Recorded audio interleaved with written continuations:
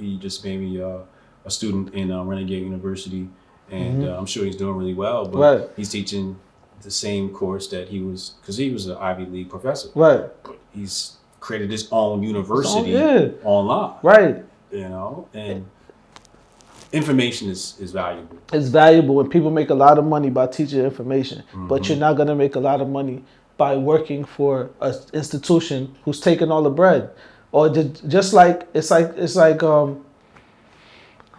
I don't know, pizza stores make a lot of money, but you're not going to make a lot of bread being the cashier at the pizza store. Yeah. But if you open your own, you're going to.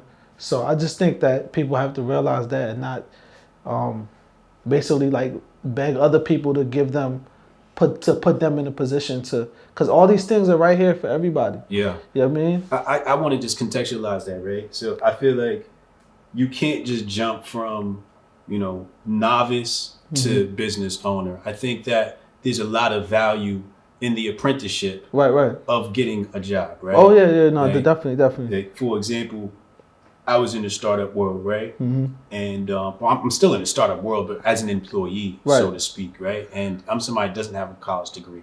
Every single job I got, it said must have college degree, right? And I'd walk in and I'd tell them whatever, and they'd be like, we can't hire anybody else because this guy knows what he's doing, right?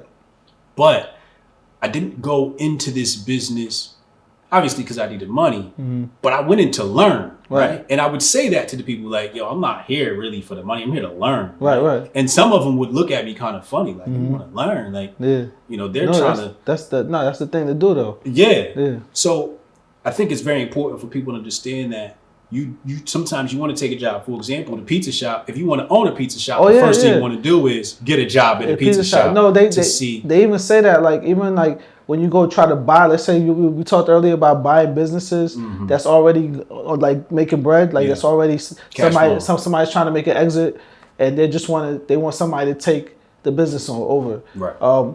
Usually how that works is they're gonna take you in for a year. You're gonna be an apprentice. They're gonna teach you how the business runs. You know what I mean? They'll give you like a salary, and then you take over the business because there's value in going in to see how something works. But so I'm not even knocking like 9 to 5, nothing like that, because you could always go to 9 to 5, take that money to invest and to fund whatever it is that you want to do. That's what you're supposed to do. Right. But too many people go to 9 to 5 and then go home and want to chill. You know what I'm saying? Right. So it's not. I'm not saying that there's no value in working, because the best way to learn something is to go on the inside. That's basically espionage. Yeah. You know what I'm saying? Like you go in and you're learning firsthand, like, oh, this is what this pay. Oh, okay. All right. Oh, this is how they got this set up. They got a department that does this. They do that.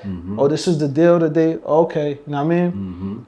So I'm not knocking nothing like that. I'm just knocking, like, I'm not knocking it. I just think that at the end of the day, I just want to contextualize that for the audience, so they know you're not knocking it. Right? No, you're definitely right.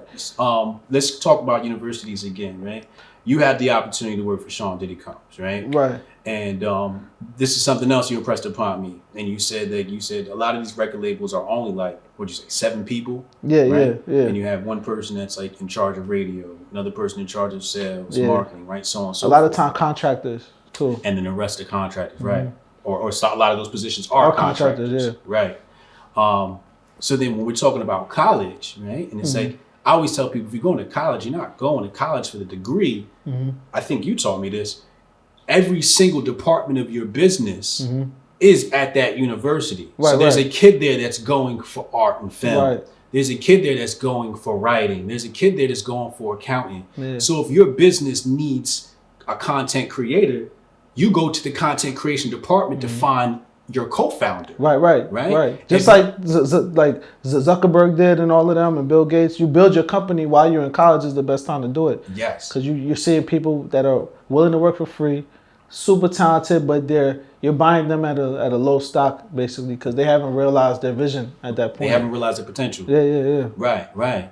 And also, you have access to a market, right? Like, your market is within arm's reach because everybody's on campus. So let's say you have a campus and there's 30,000 kids. You have 30,000 guinea pigs to test your product on, right? To market to. And that's exactly what Zuck did with like Facebook, right? It started with just that university.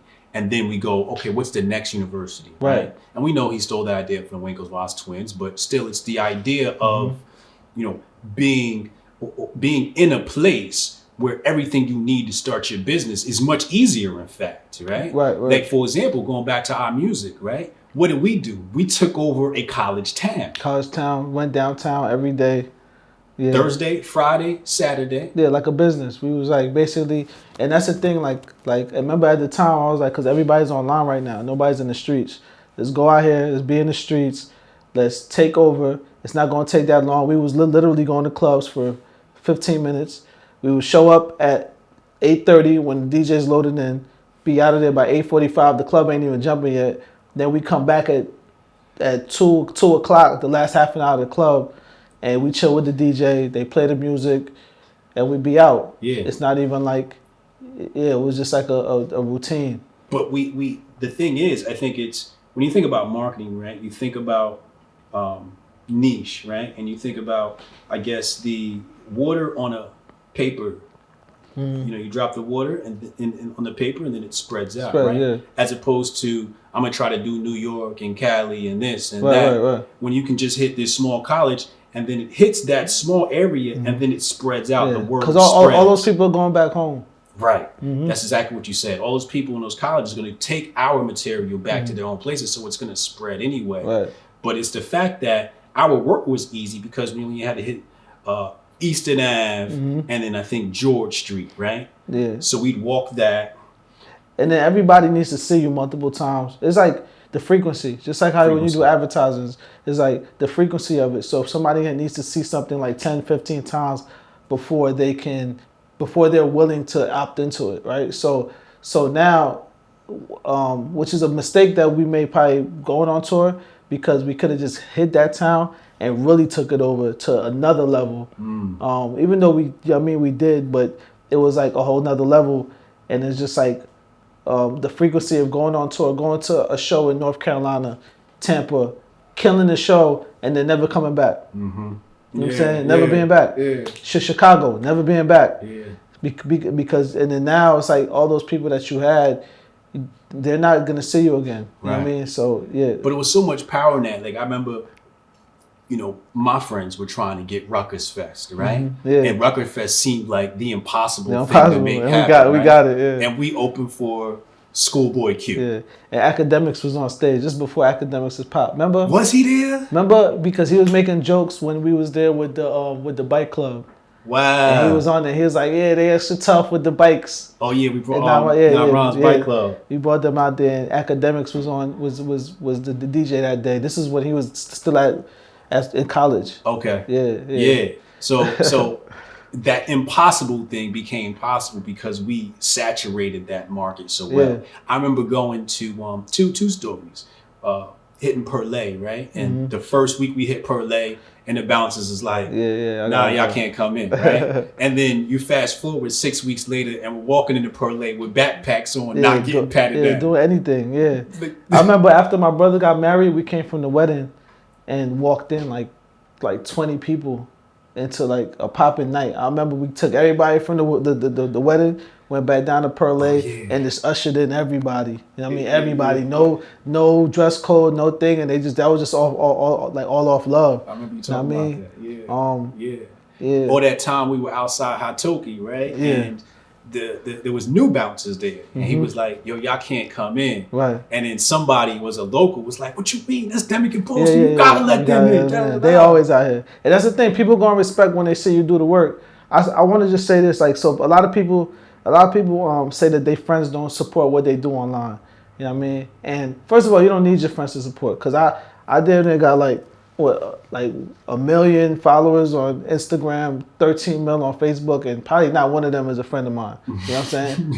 So you do it. So I damn near did it outside by my friends. But the thing that you have to realize is your friends are ready to support, but you got to give them something to grab onto. So you can't just be selling CMOS or something, but you're not really selling the CMOS. You're grabbing random pictures offline and then you're just posting it up in your story like, I got sea moss for sale. Like, nobody's gonna respect that because they didn't see no work get put in. They, you know what I mean? Like, they have to see you dedicate yourself. It takes time. It takes months. It takes effort. Yeah. And then people say, and then people that you think aren't even paying attention, they go back and say, oh, my friend does that. Let me hit him up about the sea moss. So let me hit her up about the sea moss. Yeah. But like, when people aren't supporting what you do, is because you have, a lot of times you haven't dedicated yourself enough to that for them to support it. Because anybody could go online, get a domain, and then start throwing up pictures that they grab from AliExpress and talk about they selling, you know what I mean, dresses and stuff. Yeah. And that's what a lot of people do. Yeah. And then, nobody's going to support it because they know where you got the pictures. You know what I'm saying? Like, you need to get the thing. At this point, whole companies are based off like shoots, right? So you could get the inventory, do a shoot with the stuff, and then work it over time. Yeah. But people don't even want to do that. You know what I mean? They take the internet being as something like, you could do things for cheap and free, as don't put no money into what they want to do. And it's just like, it's cheap. So if you put a little bit of bread in, you're standing over everybody. Still, you know what I'm saying? And it's now you could do a video for a couple $1,000, where before, if you ain't had 100K, you're not shooting the music like visual at all. Yeah. You know what I'm saying? Yeah, I think, you touched on something important, like friend support, and a lot of people complain about that. And I think two things I want to say. I think the first is, if your friends aren't supporting, it's not a reflection of your friends, it's a reflection of you. Yeah. Right? I think you haven't impressed them enough to get to the point where they want to support, or you just don't have something that actually piques their interest. If you can't get your friends to support, you suck. Just the bottom line. Got a lot of work to put in at that point still. Right. And also, have you involved your friends? Yeah. Right? Have you brought them your business plan and say, hey, look, I'll sell you shares in my company at 10 cents a pop, right? Instead of waiting for them to say, like, why haven't you bought my product? Or, or you say, my friends always want a discount. Well, I understand you want your friends to pay, blah, blah, blah, but why haven't you empowered them as brand ambassadors and say, yo, here's a whole lot of product for free. I was just going to say that, like, your friends shouldn't really be buying your stuff. You know what I'm saying? If they want to buy it to support, that's dope. But really, like you said, they're your brand ambassadors. They're the ones you have to look at your closest 10 friends as the 10 that you load up with the product for free, and they're going to tell their people, and now that goes to 50 people, and then 100, and then let it grow like that. Yeah. But when you want to, first of all, you haven't done anything to be charging people for nothing. So it's just like, I feel like people just don't really take the onus and man up on where they need to improve in certain things when other people aren't reciprocating that energy that they're trying to give out, And I think there is the opportunity for jealousy and envy from friends, right? And I think that is definitely a concern. And I think the best way to do that is give your friends good news and see how they react.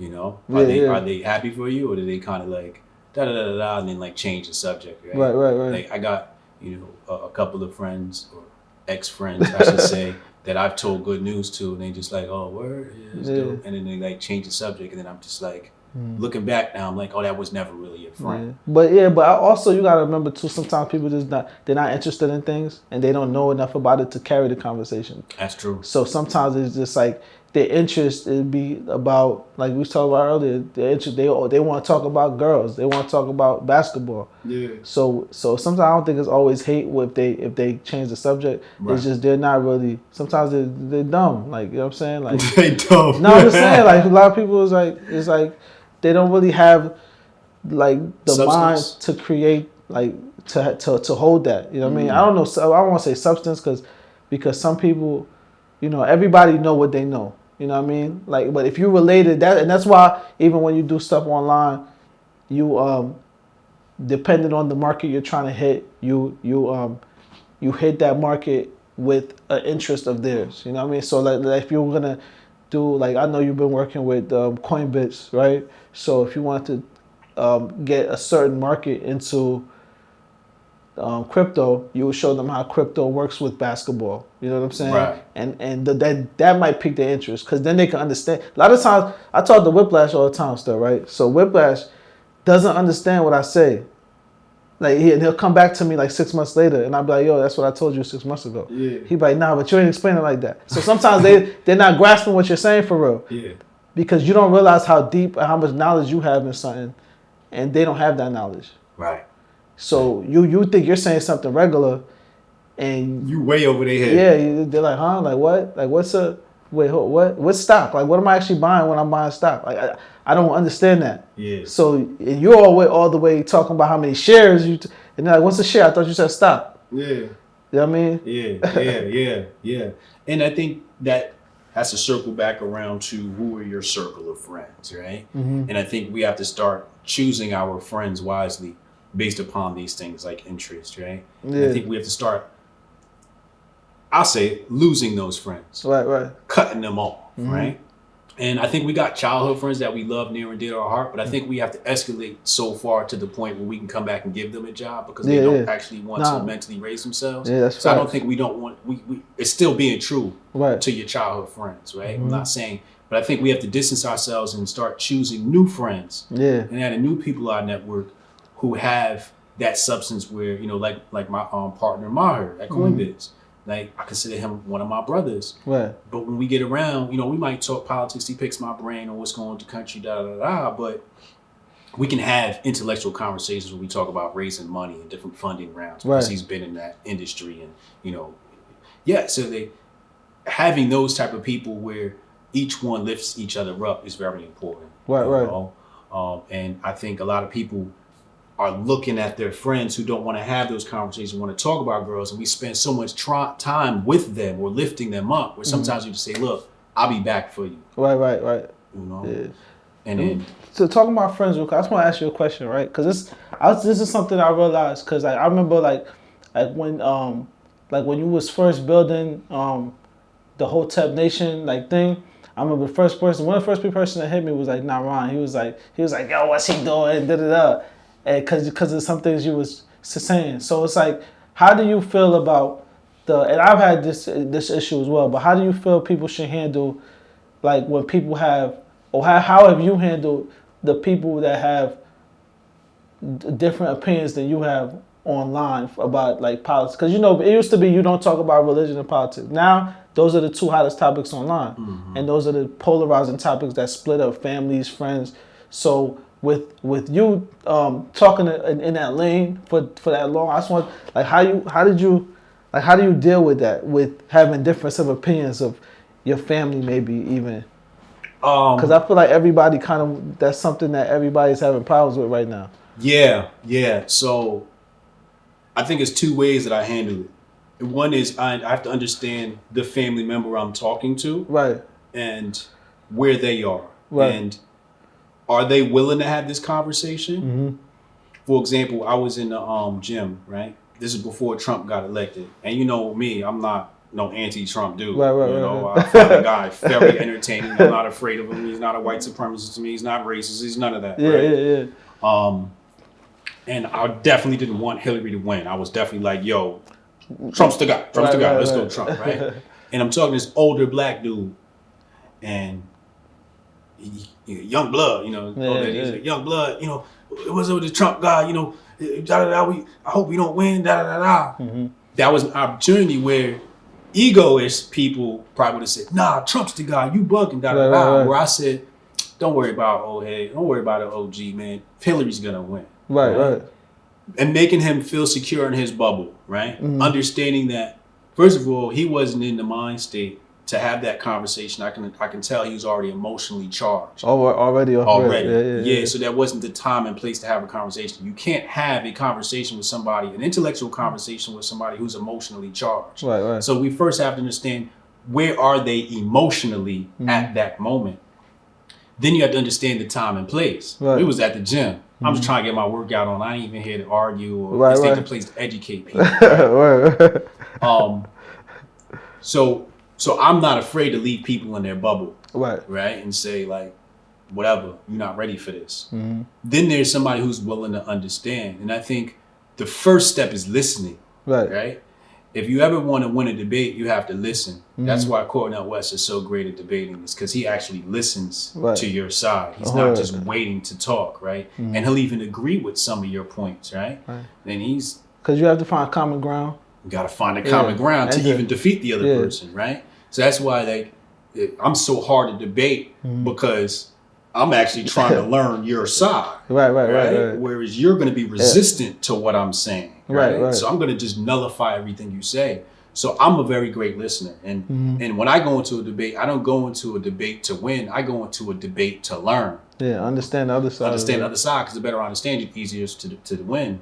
So I understand that right now with the Trump conversation, as soon as I mention the name Trump, the other side's not going to listen. It's a trigger. Mm-hmm. So the first thing I do is I ask questions to understand where you're coming from. Mm-hmm. And then once I understand you, I start educating you on your politics. Right. Now, once I turn you into the student, now I can educate you on my side. And then I win, right? And then I can, for example, I had a friend when he first came over, he said, I had to unfollow you because it was... That's what I'm talking about. Yeah. Young blood. Yeah. I knew him since he was a child. Right. He said, I don't follow you. Like my best friend's little brother. I knew you since you was a little boy. He said, I had to unfollow you because of the Trump thing. So he comes to my house and we're hanging out, and I didn't take any offense to it. I know where he's at mentally because of what the media does to our people, especially black people. What they do to us, and how they try to control us and control our politics. They control our politics to make it like a monolith. It's a monolith, right? So I sat him down and I just played Malcolm. I said, "You like Malcolm X?" He's like, "Yeah, Malcolm X, great leader." So I played Malcolm X clip. I didn't do no talking. I just played the Malcolm X clip where he started talking about liberals. When he left my house, he was like, "I don't feel the same about Trump as when I left." Now, obviously, a year or two goes by and he's back to the same place. Yeah, because you're fighting against a force. I'm fighting against a huge force. A force that you can't really beat it. That's why, like with me, like I just don't care about nothing, Like enough for real. Like I don't care about nothing that I don't see. Even if you see it in your eyes now, you can't even. But like, just you lose so much context to things that it's just like, by the time it reaches you, it's been played with so many times. Especially like now, like I've been met dudes that do like all types of, like they play with the with the fake news and all types of stuff. And I've seen how they do it, and I've seen, and I just feel like the more you learn, the more you're like F Trump, and then you're like no what with Trump, no F Trump, and then at the end you're just like this is just everybody is just I don't want nothing to do with it. And that's I for a while I'll say it, I infiltrated the right. Right. And I didn't do it for nefarious reasons. I did it because I thought there was some hope there, right? Yeah. And I wanted to learn. So I said, let me go on the inside here. You saw me, I was sitting next to Candace Owens. They flew me out, Arizona and everything. And I did the whole 9. And then when I got on the inside, I saw what the actual goal was. And it wasn't the liberation of people. It was all definitely political. This is all about votes. This ain't about helping nobody. It's about how do we change votes, right? So it's just like, you ain't gonna change the world through votes. I kind of like seg my way out. But here's the point I want to make. People talking about liberals, and then people are siding and they say, I'm conservative. And then they have all these conversations. Well, guess what? No matter who's winning the conversations, they're all having the wrong conversation. Right. See, the conversation might be abortion, and it might be healthcare, and it might be this, and it might be that. At the end of the day, somebody gave you this conversation to have. Yeah. You didn't have to have that conversation. You weren't even thinking it, but this is on the top of your mind because of the media, regardless. The real conversation is technology. Yeah. Right? Why isn't the national conversation technology when human evolution revolves around technology? Yeah. Even like out there said a long time ago, somebody said technology drives music because from the beginning, like the piano is technology, and then that evolved into you have a guitar. Now you have the synthesizers in the 80s and the 70s, and it's dictating the musician. Right. I mean, all the way up to like now you could sample a record. So now you have rap and all these other things in EDM, and it's all based off the technology that's dictating what you're actually going to make and how it's going to sound. Right. So how is it that all of us own these smartphones and none of us understand how they work? Yeah. But every single conversation we have, we're having through the technology. Right. But they won't allow us to have a conversation around finance.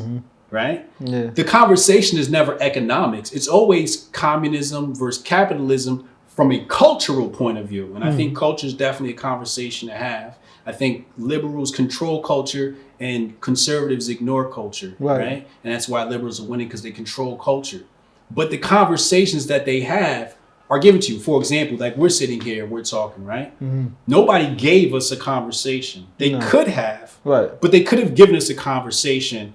But that conversation being chosen is what would gear the watchers' minds to a certain place. Right. Whereas we control the conversation. We say, this is what we're going to talk about. This is what's truly important.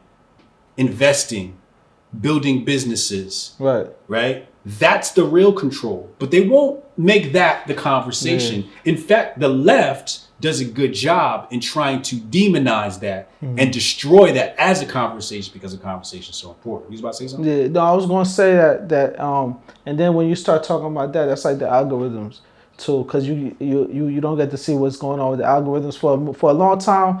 I tried to get away. We was deep. We was doing it. I was doing the Dreducated thing at one point, and we was doing the vegan. And we went through all of those things. Yeah.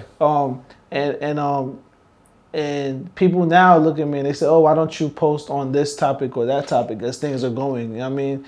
And I'm like, well, one of the reasons is just posting it. They still control what goes. So even if I post it, it's not going to do you see other videos that I put up, the dumb stuff might get 1 million, 2 million views on Instagram or something like that. But, like if I post the other conversation, whether it be finance or whatever else, it's not going to go. It's not going to get that same reach that you think it's going to get, because they still kind of dictate what I'm posting by the fact that they're not going to give me reach on other things. And that kind of keeps the control. Like right now, Facebook, we do like the animated cartoons. And that's because that's kind of like what the audience wants the most on Facebook. And that's why we could create that. You know what I'm saying? If it was something else that Facebook let go, then that's what we would make. So it's kind of like, I feel like Facebook, Instagram, Twitter, like all these things, like even they have an algorithm over there. So it kind of dictates how you're going to tweet, because you know what tweet is going to go off. You know which one is not going to get as much retweets or likes or whatever. And that little bit of influence dictates what you're going to type. Yes. Or if you're even going to type, I would type it, but ain't nobody even going to. Yeah. I'm going to just say this instead. Let's hone in what you said about Facebook, right? We know that Facebook loves video. They want more video content, right? Yeah. So what do? They favor video content in the algorithm. Right? Because that's going to help them drive growth. Yeah. So they even control it at the algorithm level, right? So while you're complaining about whatever, you might need to have a conversation and say, can we have some transparency on the algorithm? Yeah. Right? Why is there no transparency on the algorithm? I just think they know that with the transparency on the algorithm, then you it's like, it's not for the normal person, but the people that really know what they're doing. It would create so many bad actors, and they would just dominate it. Like I don't know if you remember, because you're dealing with computers a lot of times, just like the stock market. You're dealing with computers, so you're not going against other people. You're going against, like, a computer now will put together a video with the deep fakes and all the other stuff you were telling you based upon that algorithm. Yeah, so now you got a whole video being put together by a computer, and it's automatically going into the newsfeed. I don't know if you remember when they first started doing that autoplay. On the video stuff, people started putting up porn. That, you want to autoplay videos, and then they started throwing porn up, and so you would just be on Facebook and it would just be porn coming up. Because certain people are gonna fight back against whatever system is in place. It's like, oh, cause you're gonna autoplay stuff in my feed. I'll show you. You know what I mean? Yeah. You do get a lot of bad actors, and I see a lot of people on Twitter, right? They complain. They say, I'm being shadow banned. And I'm like, on Twitter, there's this thing called top tweets or I forget what it's called, but in the upper right-hand corner on the mobile app, there's this little star. Yeah. If you hit that, it'll change it from chronological order to what like Twitter deems top tweets. The algorithm. Right. Yeah. And it puts you in the algorithm. So I asked them, I said, do you know about this? And they're like, no, what's that? And I'm like, see, like, what you don't understand is a lot of your followers just got on Twitter. Right. And Twitter defaults to the algorithm. Yeah, so people don't, and plus, we know that people don't take action in life. Right. So once you default to anything in the app, 99% of the people are going to stay with the default, regardless. Right. Because they just don't take action. Right. So that's for anything. Like, it's just like, and you're right, like, and then that's the other thing too, going back to people thinking that their friends don't support. The whole time your friends not even seeing what you're posting. Right. They ain't seen it. They never seen it. Yeah. I mean. Right. So it's like people complain, oh, they're not seeing my posts. No, you have to do a better job of educating your followers on changing their timeline. Because I know when I did it, I said, yo, did you guys know about this? And I also said, did you know that every time you update your app, it defaults to top tweets? Because I noticed it. It goes back. I'm like, why are they chronological? So every time. Now Twitter changed it. I think maybe because, Jack follows me, so maybe I'm going to take credit for it, right? And just say, I exposed that. But you land in algorithm world. Right. You think you're being shadow banned. You're not. Your followers just aren't educated on how this app works and the algorithms. And again, that's what I said, you're having these conversations about this. But if everybody was educated on algorithms and tech, they take that extra step to make sure their app was set up the way it would probably be told. I think they still wouldn't take that extra step. They still wouldn't, right? I don't have no faith in people. Like, I really don't. Wow. I just like to set up things outside of the human action because they don't take action. I've seen it. It's hard.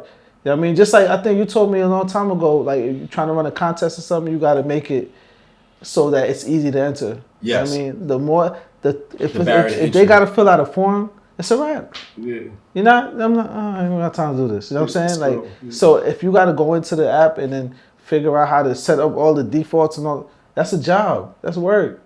You know what I mean? And wait, you say Jack follows you? Yeah. What's his name? Dorsey? Yeah. Jack Dorsey? Yeah. Yo, tell Jack, I don't know which one of these cameras is on, but tell Jack we need that blue check. You know what I'm saying? No. Yeah, because y'all be getting at the blue checks, which is me. and I need y'all to be blue checks so that y'all can have some hearts for the blue checks. No. Because I see the whole thing on y'all tweets talk about the blue checks going crazy right now. Jack, do not blue check me. I don't want that thing. Do not blue check me. That thing's the mark of the beast. No, we need that. But yeah, you definitely blue checked up. I don't want to be blue checked up because I built my brand off of bashing blue checks. My old followers said, yo, if you get blue checked up, we don't follow it. That's hilarious. I think that would be my signal to the people that I've sold out. If you see, that's my signal. If you see me get blue checked up, oh man, no, it's over and I'm going mainstream, right? But I'm not. I don't. Now they got blue check you. It's not in control. I hope you know that. You know what I'm saying? You wake up one day with a blue check and you don't got no control over it. You feel me? You got no control over it. Right? Nah, man. Let's talk music. You're still making music? Yeah. I just shot a video with this dude Fred Focus. He did all the videos for like Dave East, this other rapper named J.I., who I've been peeping at out of New York.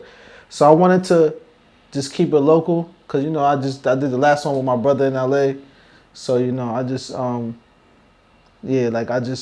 still doing it. You know what I mean? And you just dropped the Kobe video.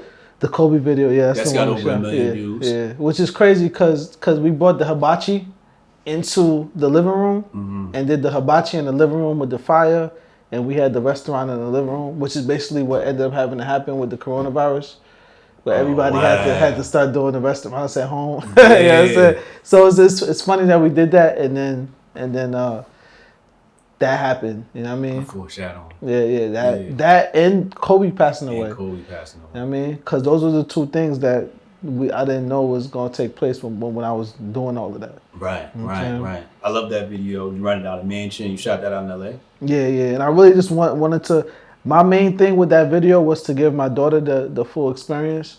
That's really why, because I had no videos with her. Okay. So I wanted to bring her out to LA, show her the whole experience of what it takes to do this. Because a lot of times we don't know what it takes to really get certain things done. You know what I mean? So it's kind of like an apprenticeship, like we talked about. Yeah. And I just wanted to. So to me, that's her video where I wanted her to have a big part in it. I put it in there with the other models. You know what I mean? They did her makeup and stuff in the corner, and she was so humble the whole time, and she was just kind of like really. She was happier than I thought she would be, but not happy on some ecstatic kid. It was like a humble happiness. Like wow, like you know what I mean? Yeah, like, we're in Bel Air. You know what I mean? Like it's probably literally. Yeah, literally. We're in Bel Air. It's a full crew, and you know, and she's the star of the video. So it's just like she got the utmost respect, and it was cool to watch. She get to hang with other girls who are doing modeling, and just to see what it takes to do it. I think that's beautiful, and I think that's the difference between myself and some of my friends is what you're exposed to has a lot to do with your expectations from life and your wants from life, right? So now your daughter will never have to crave what it's like to be the star of a show, right? Or to be in front of a camera and some of that. And let's keep it real though. If you have, the thing is everybody's chasing to be something, but really all this is bread. So if you got the money to hire a crew to do whatever, you can cast whoever you want. You know what I mean? Like I just seen a dude say his lifelong goal was to be in commercials and stuff, right? Okay. So I'm like, okay, like I literally can grab any, you represent the Coinbits app. You could do a commercial and throw any one of your kids in it because you're calling shots on certain things. So it's just like, I put my daughter in a 50 Cent commercial. Right? Exactly. Exactly. That's what I'm saying. So it's like we come from a place of nobody really having the command. This is what Dame Dash said to DJ Envy when he was like, yo, your son can't just come into the radio station and work here, right? It's because we're everybody's such a worker and an employee, no disrespect, right. that you don't realize it's not that, these aren't life goals to get paid to do a commercial, right. to get paid to do this or do that. It's just money, and anybody could do it. You know what I'm saying? At the end of the day, you feel me? So I just wanted to show her that. Yeah. You know what I mean? And my brother's wife directed it. Okay. So now she has. That was the first one that she took that role. So now she has director credits in her portfolio. Like, and that's what people are doing out here. So we're going our whole lives trying to figure out how to do something that other people are just like, oh, you know what I'm saying? That's why they say, this is a thing that they always say. They say, how am I supposed to get 10 years experience in a job when you won't hire me? Your parents were supposed to give you that experience. You were supposed to already have 10 years experience doing like right now I got my daughter, she's 11. She buying stocks. Yeah. By the time she's 18, she got 7 years experience doing stock market stuff. So when she goes down to Wall Street to get a job, if I don't ever want her to work for nobody, but if she wants to go do an apprenticeship and say, I want to work in here and see the next level, she's going in with 7 years of experience of doing it. Yeah. And then we'll have the portfolio to show. Yeah. Because I think that's really what's big, right? Is it ain't really usually the experience. It's usually, can you show me some numbers? Right. Right? Like if I walk in and say, yo, my portfolio's up 300%. I don't care how much experience you got. Yo, I've never hired somebody based off anything but could they do this and have they done this? Right. Never ever have I hired somebody to do something like and say, where's your you know what I mean? Like even just when have you personally ever hired somebody and said, do you have a bachelor's degree in this? Never. Never. I didn't even ask him. You're asking that. You're like, yo, can you do this? Right. Let me see what you've done in the past. Like, can you do this graphic? You're looking at the graphic design. You're like, let me see what your graphic design is like. I'm not. I don't care what school you went to go get your graphic design degree from, and then your art looks crazy. Right. Yeah. Like, who does that? Right. Nobody. Yeah. You know what I mean? Yeah.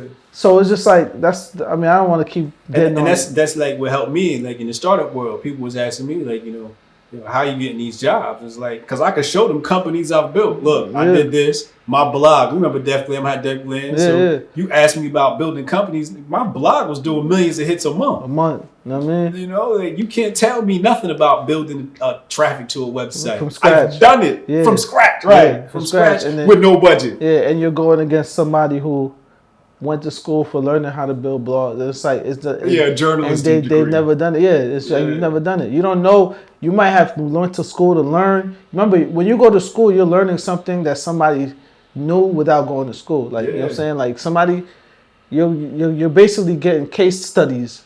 Right, case studies of people that did this stuff without having to go there though. They either knew it or whatever. So I mean, when I had my blog, we were going up against the majors, and the majors weren't doing our hits, and they had the budget, and they had the stat. It was like, why? Because we understood what really made things happen. Right. You got to understand. We were making stories go viral on Twitter before they knew what a Twitter was. And that's why I think with the Corona stuff, right? And like, I don't have a side on this, but I do feel like what's happened in the past year is the media is starting to understand social media.